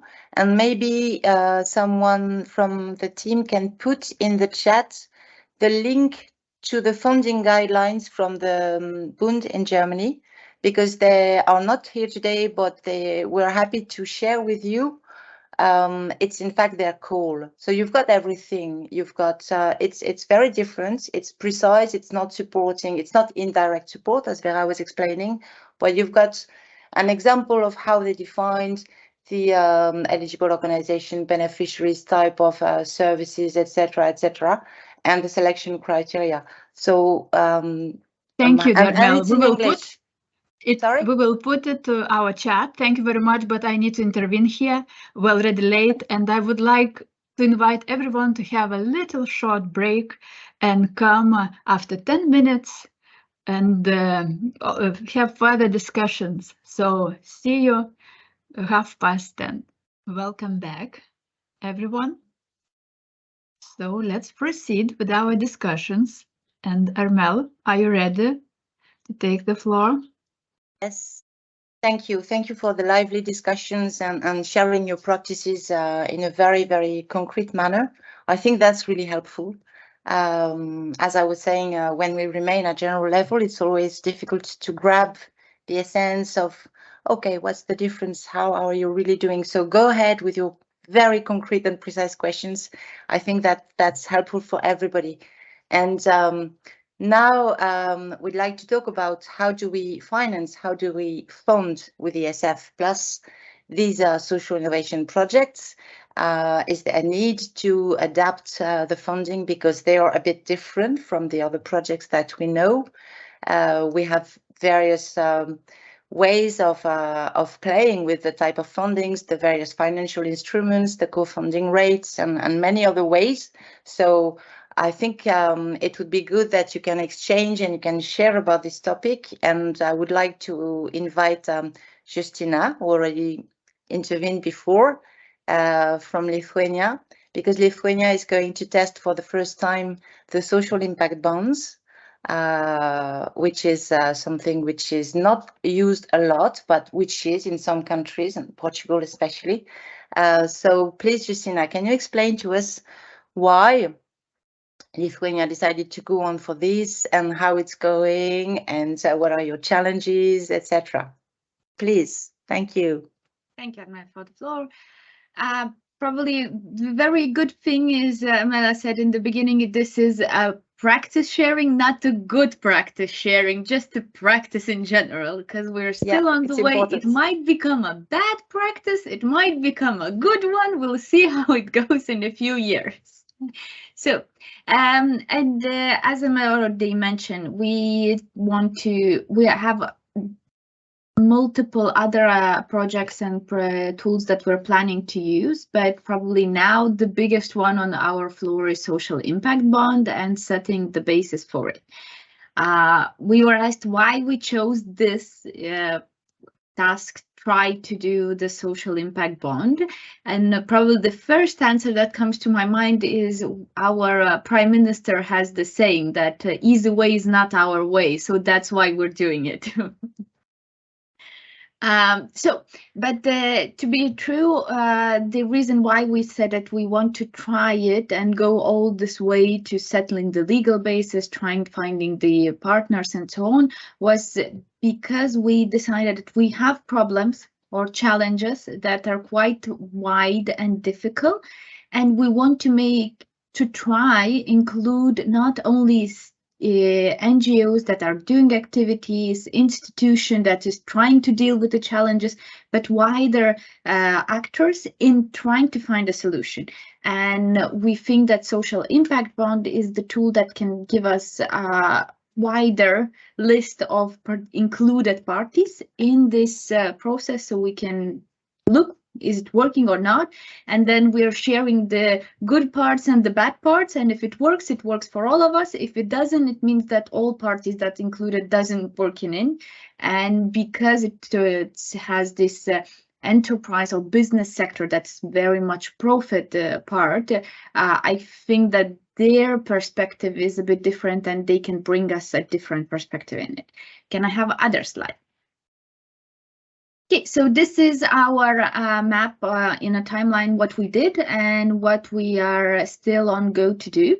So when we said it, let's try it, let's see how it works or it does not. We gathered the open call and made a commission that is composed from the different ministries, from the agency and from the government representatives, where we invited other institutions to provide their challenges they have. And we set two criteria. One, it must be a challenge that you have no solution at the moment and you think that you can find an investor in it. Then they provided us the ideas. We discussed that. We did the voting, a lot of discussions, and bit breaking hands, bit a bit, because it was kind of difficult at the end. We had two topics that were very interesting for us, and we wanted to do everything, but then as it always goes, the winner is only one, and we needed to set one winner for that. In 2021, we went to the committee, decision was given to the government and the government approved. That was a very important thing because the government approved, it means that now the government might change. The elections comes and goes, and it takes longer than one government period from the start to the very end of the SIB. And we needed to have approval from the higher part so that it wouldn't happen that, someone tells you, yeah, sure, let's go do it. You have funding, you have money for that. Do we support you? And then say, I'm not doing it. It's way too difficult and too risky. The other part, we, together with our Minister of Finances, we went to European Investment Bank and we asked for a study of practices and the Lithuanian situation, what we can do. Is it even possible to have a SIB in Lithuania? Would there be investors for it? And it took us a year and a bit that we were searching what would be the partners, what could be the investor, what institution must be included in this SIB process, how we can work on what we need to do, what amount of investment we need to put on the specific idea that we approved with the government, what challenge we're planning to deal with it. And then in last year, we went to search for the granting system for the funding and for possible investors that would actually not just say, maybe while we're talking about the post studies, while we were talking just about theoretical idea, but actually if we say that, next year you'll have to put money on it, can you put it in, can you do it? So we now have a short list of those who think that they could come into. And from the last year till now, we're working on legal basis, as it happens to us to understand that it's not that easy to open by the Lithuanian local legal base. How do you open all the needed agreements for the SIB to act, like opening the investment fund, committing the working agreement between the parties, between the intermediary and the investor and the state, how we're going to refund, how it's going to be all the evaluations done, and so on. So we're still working on legal basis, and it's not only changing the legal basis, but at the same time getting explanations or approvals that you do interpret the legal documents one or the other way in correct way. And how we make sure that, neither of us would be kicked for doing illegal actions or money laundering, as it might look like in one of the ports. And we have consultations with our financial institutions that are, for them, it should be understandable. In 2022, we set for ourselves that it's very important for us not just to do, but to set and try all the steps so we could be the kickoff for others to do it and how to expand it later on if it works. Not just the problem that we have, but the tool, how we're doing it. And we're hoping that until the end of this year, we'll have the settle agreement signed, fund opened, and the activities would start off in 2024, in the first half of 2024, hopefully. Can I have my second slide? Thank you, Justina. It's really clear, and it's nice that you already intend to provide a kind of common blueprint for everybody who wants to launch a SIP. Hopefully, it still might not work, but then we'll tell you what doesn't work in our case. So there are a few, which is very important. This is not about the good or bad parts. This is our lessons that we're either still dealing with, or we already know that we should have thought of it, or if we would repeat the process, we would do that differently. So one of the first, I told that we opened the call for the ideas that you have challenges and you would like for us to include in the SIP. So now we know that if we would start from the beginning, we would ask institution to come together with the investors, because that is the major part. You might like the idea, but if there is no one in the field who would be willing to invest and deal with this challenge solution or looking for it, it means that the idea might be very good. It might fit to all the national strategies. It might be very, very important, but then you'll stop at a point when you'll have no funding to start off. And that's a very important part. And also the investors come with other view to the problem. So the suggestions, the open call documents we would have received in a higher quality or more realistic view, let's say. The other part is when the challenges come to you, evaluate the financial tool. Does this tool is really the one that you need to use it? And is there any other tool? Because probably I would say that SIB is the last tool you take from the bag to solve if you have no other options, because it will take a lot of time. It won't be easy and it won't be fast tool. It takes way more time than any other tool. So when it comes to ask yourself, is this really the best tool that you can use on it? And if not, then check, do you really want to use it on SIB, or maybe, there's other ways. What are the benefits you get? And it might be that you will use this tool, not because it's the best by the activities, but it might be that you will be using because, let's say, you say the government does not have that amount of money at this moment, and you need to share the financial burden with someone so that the problem would be solved. And you will get it in the future. So that is also your good answer why I chose SIB, but not the other tool, which might be even easier, let's say. But in this case, it's the best option.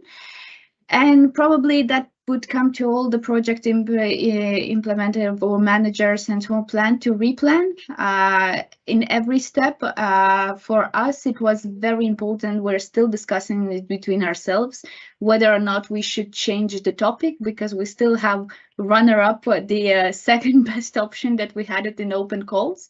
And we are still discussing, maybe we should do two of them, maybe we should changed the topic because the environment for that one has changed. Just to put it in the picture, our two finalists, where the winner was the youth work, working with the youngsters who are leaving the institutional care, and how do they integrate in a personal life and the labor market and all the life that is already not institutionalized. And the other topic was how to integrate the foreigners into Lithuania generally. And when we discussed the open call, the situation was like that. It was very, very statistical decision. We have more than 500,000 youngsters in Lithuania. From those, we have around 100,000 youngsters who are leaving institutional care. And then we have around 3,000 foreigners in Lithuania at the moment of discussion. So statistically, we said, okay, it's easier to sell youngsters. It's something you'll have. There's a significant amount of them.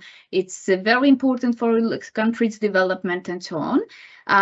The foreigners, very interesting, more likely that we'll find the investors, but the amount of the group, target group is very small.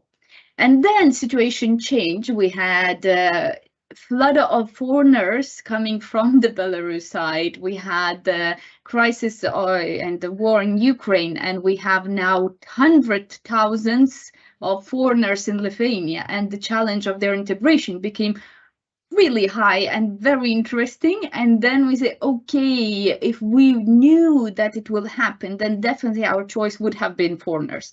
Now we have changed in the political situation. Justina, so you have to wrap up quickly. So as Amela, I think we have synchronized this because that was my last sentence. No, well, thank you. I did not stop you before because at the same time in your presentation, very lively and clear, thank you. You also addressed all the points that we discussed previously, because now you're just explaining how actually you're tackling, choosing the social challenges you're going to address, and how you decide between foreigners, migrants, and youngsters.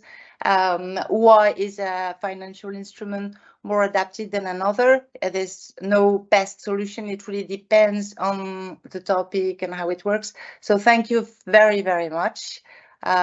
Good luck also. And now the floor is open to all of you. I know that in majority in the surveys, and I looked at the ESF programs, you all go for grants. As Justina was saying, it's the classical way of supporting projects.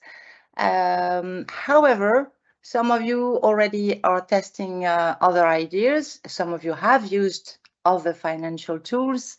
So do you have questions for Justina? Do you have tips for Justina? Do you have other ideas and practices you'd like to share? The floor is yours, please. If there's not so many to share on, I think I don't want to put it on a spotlight, but I know that we're from Portugal.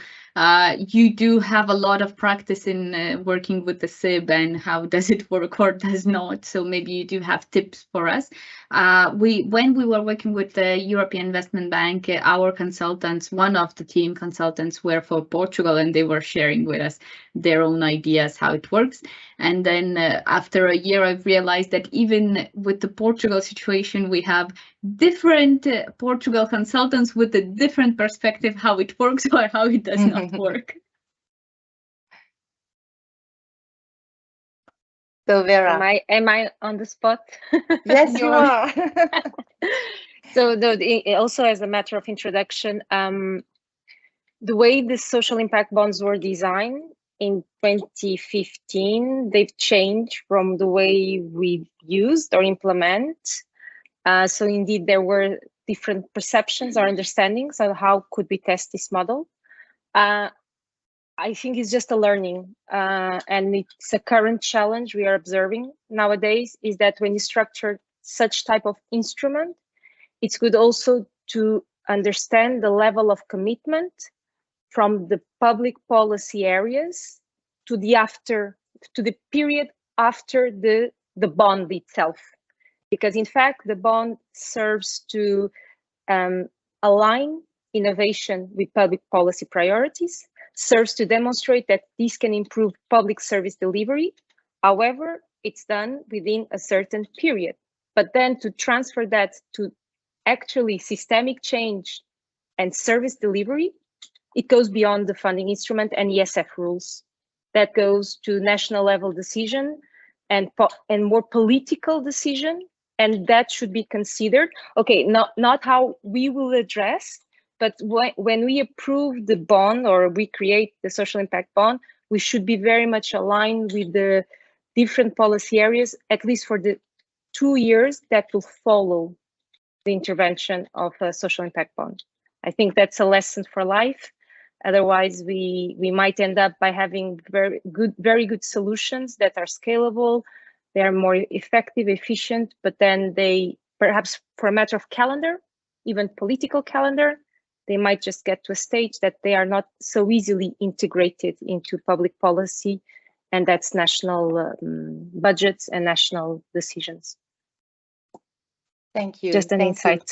It's another challenge that you both are underlying, the political changes, which impact also the type of priorities that you think you will address and tackle at the beginning of the program, and suddenly, because of elections, because of a crisis, migration crisis, war, there's a change. And we saw that also in the social experimentation projects funded by EASY, especially on sensitive topics like migration. It can switch very easily. So what you do with your experimentation, which is maybe positively proven and successful, but there is no more policy supporting that type of experience, no more budgets. Sometimes SIB can be, because they bring in private investors, can be also an alternative solution. But you both said it's not that easy, and this is confirmed by Hannah, who put a comment in the chat saying that in Poland they developed the model, but it was really complex, and for various reasons they had to stop. But they hope they will come back to it one day. So I don't know if there are other people. Can I just give another insight? Sure. I think in order also to, and it's because of Anna's comments, to structure such type of instruments, we, or the ecosystem, the social innovation ecosystem, should also nurture the innovation culture within public administration. Because in order to absorb such approach and what is being tested, needs then to have the favorable environment and the favorable leadership within public administration. So it's not only towards the outside.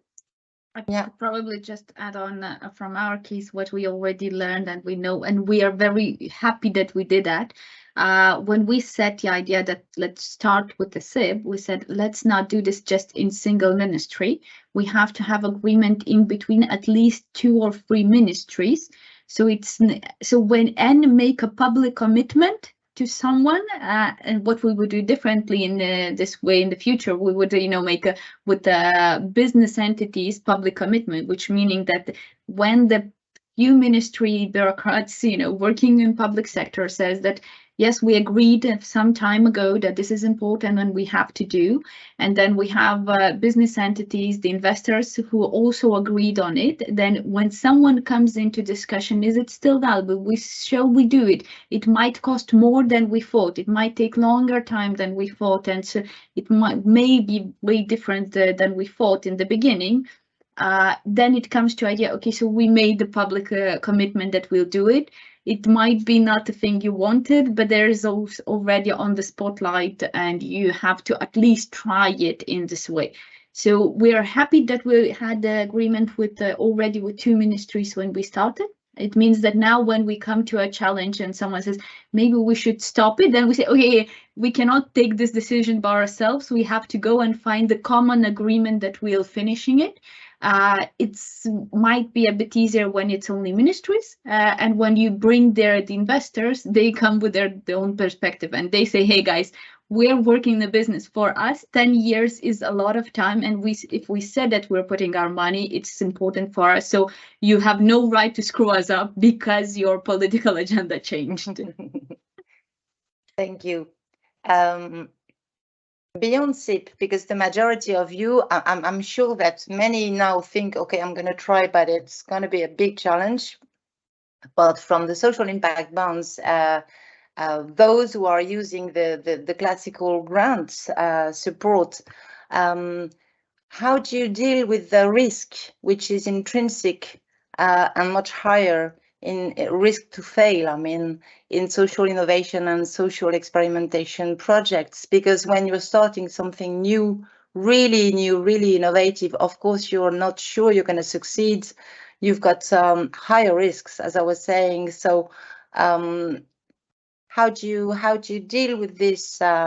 Did you have to face these situations with a higher rate of project that failed, or how is it possible to adapt the ESF funding to that sort of project? Is it an issue for you? Mm-hmm.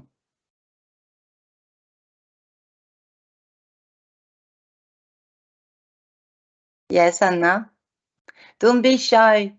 I really invite everybody. It's a tricky question, you know, but we agree on failure. Simply. You what, sorry? We agree on failure, and we agree to finance the failure, but in the meaning that it's not the failure because somebody did something wrong, but because during the test it was proven that the solution doesn't work. So in this meaning, we agree that something after testing will not go further into dissemination or mainstreaming or on scaling. And for example, in incubators, we say that only 10% of innovations go into dissemination. So it's sometimes we support 50 and only 5 go to this stage of dissemination. Okay, and that's interesting also because here it's a bit the opposite. It's not an obligation of results, which you can't promise. In fact, it's an obligation of means. You have to put all the resources and the means to reach your objective. However, you're not sure. So you keep on funding this, even if the results are not good, because, yeah, the whole game is about testing a new solution. It doesn't work. There's something to learn about it. Am I right? Yes, and then we know why it doesn't work. Yes, and we do not go into the solution for the second time. We just know that it doesn't work. Thank you. And we share this knowledge. We share this knowledge why it doesn't work. That's also very, very important. Yes, as important as why it worked. Thanks. Hands, 2 hands for Vera, 3 hands for Justina. How is that possible? And where are the others? Did you miss your coffee at coffee break? Please, please, please don't be shy. There's no bad question, no bad practice. So go ahead. I don't know who was first. I just want to make a quick comment on what Anna said, because that's the thing. We agree on funding failure. That's also a common principle. One of the things we made to de-risk or ensure that ESF funds are not only funding failure was our approach to have social investors on board. So all the applications we approved, they are always in partnerships with a social investor. All our funding schemes depends on if we fund 70%, it depends if we fund, well, it varies the approach, but it's always a partnership. And one of the things that led us to be more keen in testing the social outcomes contracting approach, the SIPs, was precisely because we wanted to fund at 100%, but we wanted to take the risk out of us. So in this case, the social investor is the one that advances the money to the project. So the social innovator will always get their funds, always. But in the case of social outcomes contracting, it gets from a private entity. And in case there is failure, the state doesn't reimburse. So in a way, we are allowing failure, but we are not putting at risk large amounts of funding from the state. Okay. Because the social impact bonds in the country the risk is at the private investor. If it's successful, the state reimburses the private investor. This is for large scale projects. For small scale, we take the risk. So we co-fund, Okay. in fact, we co-fund risk because we put 70% and the other 30 is other social investors. And we learn from failure. Yeah. I think You this see, is really, why we... yeah. You can play with very many indicators and variables, as Vera was explaining, and adapt to the size of the project, to the type of risk. And that's really interesting. Very quickly, because I see many hands raised. Thank you. Justina, Talia. I'm come after because I already talked. Quickly, so yeah. Anyone after me? Talia, I think, unless it's... I don't see everybody. Zivile, can you help me to tell me who? Yes, Talia. Yes. No, I don't know. I didn't have my hand raised. No. Robin, we have a hand of Robin raised. Okay. So please, Robin, go ahead. Yeah, hello. Yes, because Amel invited us to comment. We had a social impact bond in the Netherlands, but it wasn't financed by European money. But we found that social impact bonds are very costly and very strictly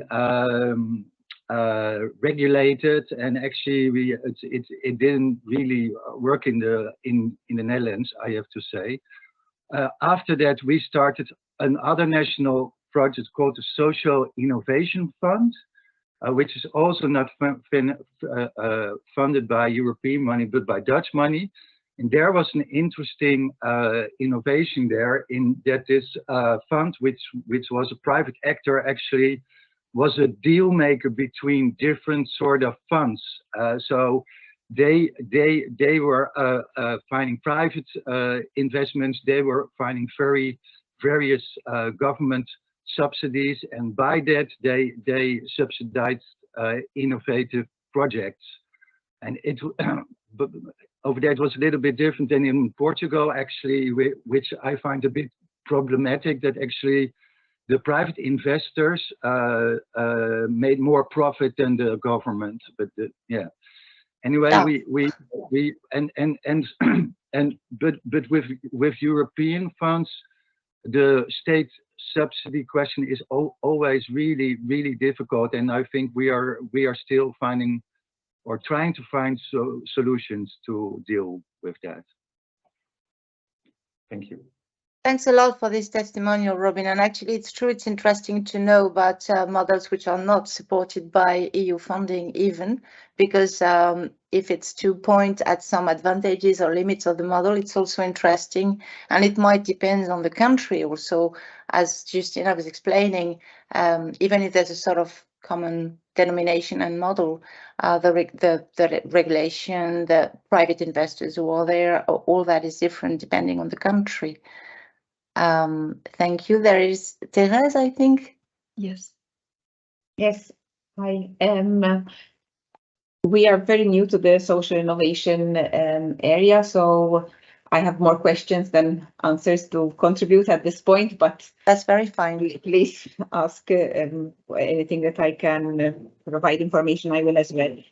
I had two queries that I wanted to put on the table too, is in terms of the mechanism of, if it's going to be an experiment, the approach of reimbursement, of payment, of financing, the model of financing is critical in terms of assurance for whoever is going to go forward with the experiment, because with the mindset of implementing expenditure under European funds and any public funds, maybe that's where Vera was going, between the risk aspect between private and public support.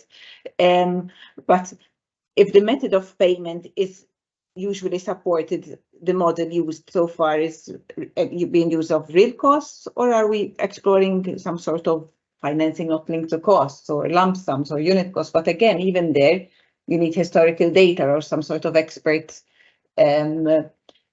judgment. So how is it being implemented on the ground to facilitate that the processes don't hinder the experimentation? That is one question that I had. And I don't want to go back to what we said before, so I don't want to distort the schedule, but I kept on thinking on what we were saying on KPIs. And KPIs link obviously to the payment part, because it depends on what model is going to be associated, but possibly. And what maybe I have missed in the process is KPIs and the program indicators. So the KPIs are being set allowed to be set, for example, in the case of Portugal, KPIs are set by the applicant, but at program level, we have for the social innovation priority, we have our own indicators. How are we seeing the coherence and the complementarity and kind of the link between the two? Sorry for the questions, but no, don't be sorry. It's really nice. I'm just really frustrated by the time, so I don't take a lot. We won't be able to answer very precisely to both questions, but who wants to already start answering to Therese about the first question? Can I share? Yes. I think Justina was the first, so let's give her. Vera started, so go on and I'll just be faster. Okay. Please don't waste time. Vera, let's not waste time. Okay, so Fernie, I think we can, discuss it separately once more in the details. In our case, what we had, the practices, not only on the SIB, but generally, tried fitting with the fixed cost one thing. Yes, we are working on that because it's quite easy, simplifies your way and counting. And the other thing is, you mentioned very well, yes, ESF funding is not very good for innovations that might fail. For us, what we do, we try to cut into pieces these criteria. We have higher criteria, and I might fund one innovation that will fail, but the other one might bring me a higher ring. So I'm not putting all my money on one thing. I try to decentralize and leaving myself a chance of failing in some of them, and then the other ones compensating and then trying to balance in between those things. If that makes you any sense.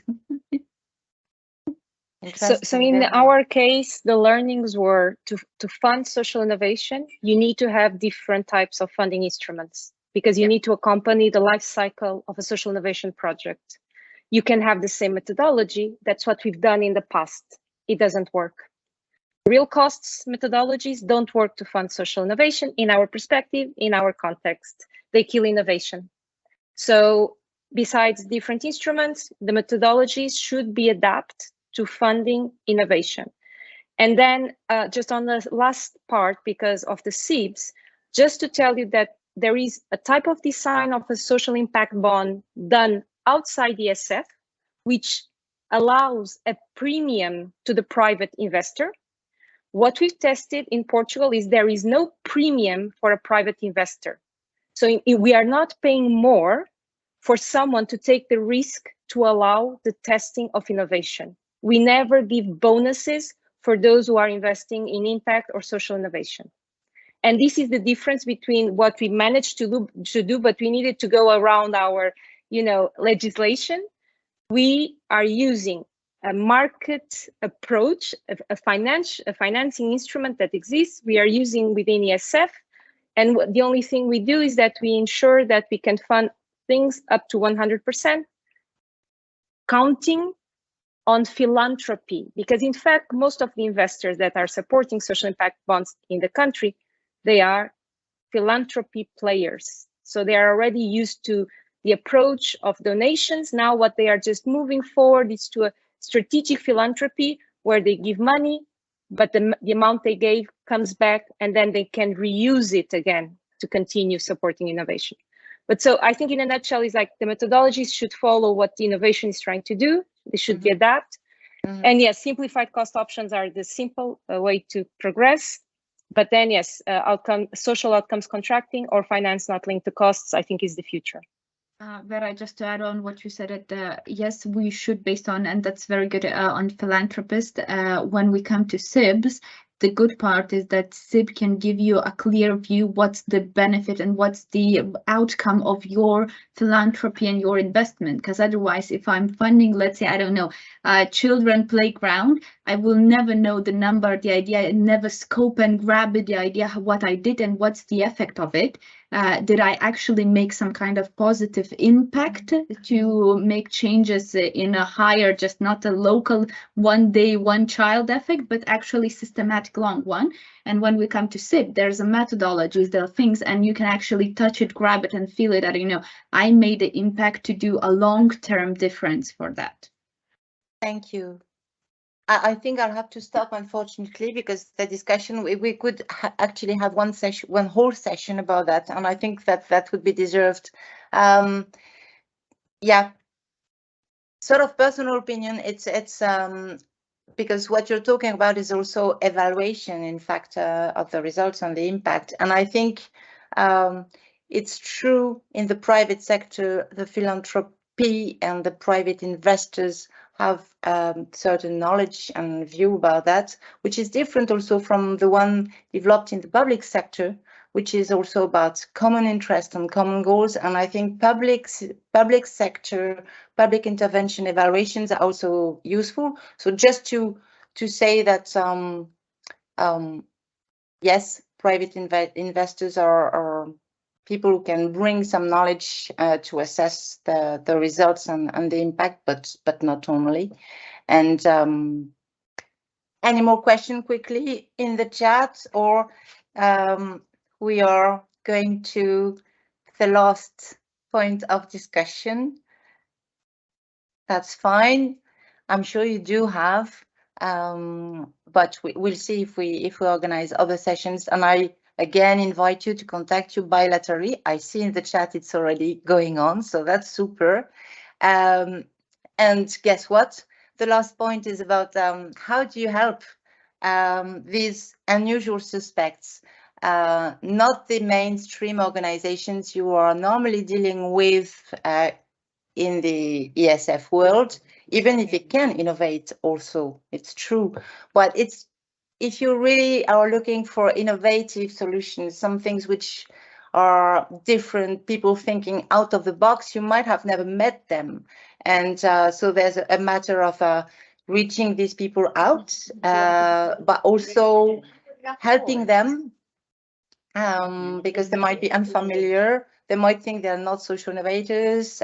They might have problems because building a proposal for social innovation or social experimentation is sometimes a bit challenging. And I remind you that there are two guides published at EU level, the upscaling guide and the social experimentation guides, which are useful. And some of you are translating them. So I invite Vera to explain to you how they do in Portugal to actually activate social innovators and social innovation on the ground. Please, Vera. Thank you, Armel. I'm going to try to be brief. I know I talked a lot. Next slide, please. Just to give you an insight, I've been mentioning that we have different funding instruments, but all our funding instruments, they are based on a competitive process. So they are all by open calls and they all require a submission of an application. So therefore, obviously, we do have the traditional guidelines, application forms, everything is online as we always do. And we've been doing that for many years. However, since we assess the level of innovation at regional level, and especially for the future, we have a change between our social innovation priority. Between 2014 and 2020, we were funding social innovation within thematic programs, so national level programs. But then we also realized that indeed, what was more relevant was to assess this level of innovation at regional level. We even applied that to the next funding cycle, which means we have our social innovation priority. In fact, is actually a social innovation objective within regional programs. So we have changed, we fund now social innovation within regional calls and regional programs. And that relates to the next slide, because we think the local and regional dimension is so much important to better support social innovation and even better grasp what is being done at local level, we have developed a local and regional activation strategy. And why? Please, if someone can click all the, yeah. Why have we developed that?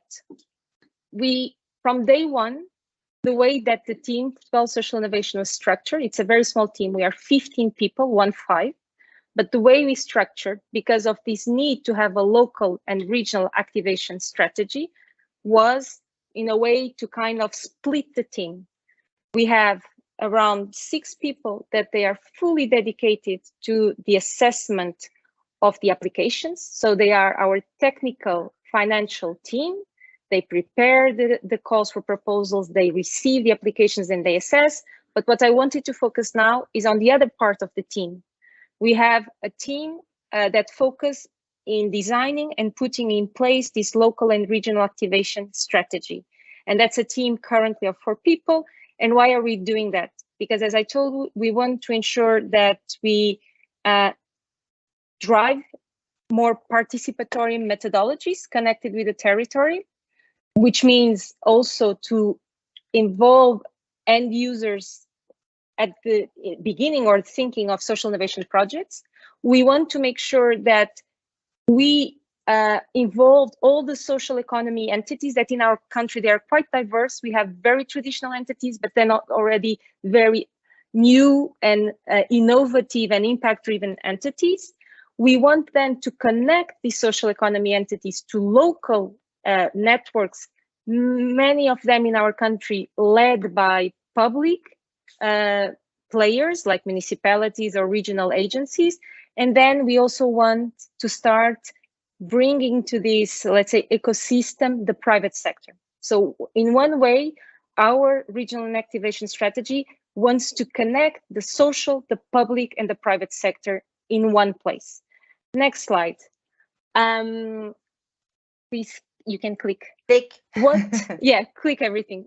What do we do in fact? Because we have a thinking, but now what do we do? Practice. We practice. We start with simple things. These 4 people that are on the ground, they disseminate the social innovation public policy approach and priority in the country, and then also at regional level. Then they inform about the calls for proposals, and they are available every day. Everyone knows their name, their email, where they are located, and they are often, on the ground to inform about the calls for proposals, and they sit one by one with the projects. Then they also can become facilitators of partnerships or brokers of partnerships. They don't need to do it, but they can do it. So they even set up meetings among unexpected partners. Then they also activate the public entities, because as I told you, in our case, all applications need to be in partnership, and with entities that on one hand work the same social problem or can also bring additional funding to the project. So our local and regional activation strategy also involves the regional authorities that have their own budgets that could leverage what ESF Plus is already funding. And then, but not least, this team also focused not only on before the call, but then also during and after the call for proposals. So which means for projects that are approved for funding by Portugal Social Innovation, this team and this strategy also focus in accompanying the projects, but beyond the financial execution. This team does not focus to look to reimbursements or to the rules or to the expenses. That's our technical financial team that is unfortunately sitting on a desk, because it's also in order not to be influenced, and not to create links, emotional links to the projects. We have the second team on the ground that somehow gives a kind of mentoring to the projects in cases like, for example, they want to review their KPIs. Does it make sense? Will this be a problem? Will this damage in terms of their application, or it will change their budgets or not? So we give advice to them. And last but not least, we try, I think this is more on the medium long term, to contribute to the sustainability strategies of the projects in terms of once ESF funding is over, how can the project continue to grow and what are the links and collaborations they should keep on the ground, either for financial support or non-financial support. And next slide, please. The way we do that, because it seems— 2 minutes, Vera. Yeah, I'm concluding. This is my last slide. You saw the why, the what, and how. It seems simple, but it was not. As I told you, we are a very small team. On the picture, you see how we do that. We do through regional representatives. So in fact, on the picture at the top, you see 4 faces: Alexandra, Francisco, Elena, and myself. Each one of us, we are located in a different region. It's the region that we know the best, because even these people, these profiles of people, they have been recruited to work in this mission unit that Portugal Social Innovation is. They have been recruited from the ecosystem. What does it mean? Another innovation we've done and we recommend is that ESF plus teams supporting social innovation should be allowed also to have sometimes professionals hired from the ecosystem, even if for a short-term period and even if for very specific things. So in our case, we've done it with regional representatives that are people working separately in their regions with a lot of autonomy. They know the sector. In the case on the pictures you see on the slides, Alexandra at the center, she comes from the employment services in the country. She has been working there for many years. But then you see Francisco, he was a community leader. He was working with community-based development. Elena from the north, she's a social worker. And myself, I've been working with philanthropy and public policy for many years. So in a nutshell, I think what was positive, it was that 1 minute. There was a lot of effort from this team to never stop at their desk. They were always very much informed by the technical financial team of what was happening in terms of processes, but they needed to translate this to a very useful, friendly language. And so the positive thing is that in the past we were 4 regional representatives. And in the next round of funding, the good news is that our government decided to increase the Portugal Social Innovation team overall from 15 to 22. And the regional representatives will go from 4 to 6 because we have 5 regions and we need a coordinator. So we'll have 5 representatives, 1 in each region, and a coordinator. And we think this has been, I think, a game changer, because at the same time we can sense what's on the ground and we can somehow communicate to our colleagues with design calls, and those who design calls give us hard information, and we translate this in a very direct way to the projects on the ground. Thank you. Thank you, Vera. You already received congratulations in the chat, because it's true that Portugal has a very well developed and very well advanced social innovation ecosystem. You've already tried and tested many things, so thank you for sharing, because that also saves some time for the others. Even if you can't copy paste, you know that, but you can really adopt and adapt, as we were saying. Some of the models that were developed, and I'm pretty sure that there are others in other places. I would like to thank you all very, very, very much. The aim was really to have a practical session, and thanks to all your contributions, to the 4 speakers, that was the case. I really hope that was useful for everybody. I guess there is a lot more to exchange. And I will give the floor to Michael, because I think he was raising his hands. Michael? Thanks, sorry. Very good, very engaged discussion. I'm very happy. And I think most participants share this feeling. I just saw in the chat from a reference to the social innovation village in Portugal. And I think this is a really nice opportunity to get to meet Vera in person and many colleagues around here today in person, but also see how Portugal does it and how big and active the scene is. So there's this 2-day event, 21st and 20 and 21st of June, so Tuesday, Wednesday. And on day 2, on 21st of June, we will also have a full day dedicated to the European level of social innovation, how the national competence centers can support the ESF Plus, and how we can create a kind of a community here. Yeah? Some of you might have received an invitation. We have shared this invitation via different channels, but the main point is to have representatives in Portugal from the national competence centers, as well as from the ESF Plus Managing Authorities. Yeah? So in case you're not aware of this event, then please reach out to your ESF Plus committee member. Yeah? They have the invitation, they might not have the time or the means, but we want to have, like, ideally from each country, 2 people coming to Portugal in 3 weeks and continue this discussion. I think I've seen in the chat now the link. Maybe we can put also the agenda for day 2 for us. We just and share this also afterwards.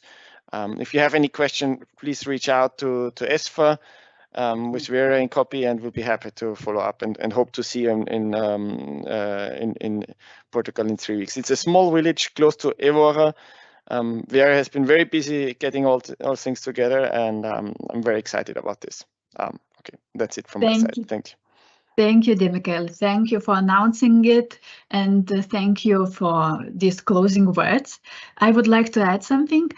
Be aware that European Competence Center for Social Innovation also is organizing an on-site event, the Social Innovation Forum, which will bring together all communities of practice. We have 5 of them in Brussels this fall.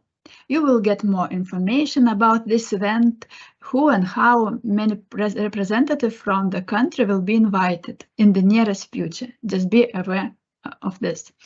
And just to finish, let me say many thanks to our today's speakers, Hannah, Connie, Justina, Vera, and thanks to all of you, dear participants, for really active and involvement, enthusiasm, and a really friendly, as I felt, environment. So we believe the experience you shared during the session would be useful in your daily work. And you know that this video will be disseminated, as we already told, and will be useful maybe for others who couldn't join today. So this is it. We're finishing it, and we wish you a very good the rest of the day. But before leaving, please fill the feedback form and let us know if you liked this this approach, this peer, guided peer review or something. I don't know. It's maybe difficult to call it, but please let us know if you like this format, and if you have any suggestions for our future events. And share your needs. And share your needs. Yours.